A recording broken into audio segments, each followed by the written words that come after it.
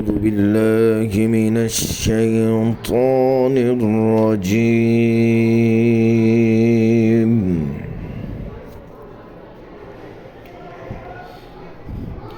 بسم الله الرحمن الرحيم.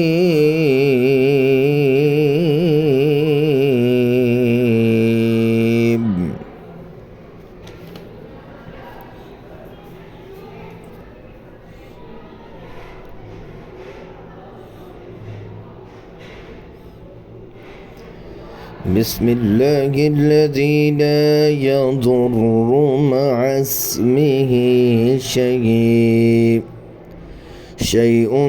في الأرض ولا في السماء وهو السميع العليم।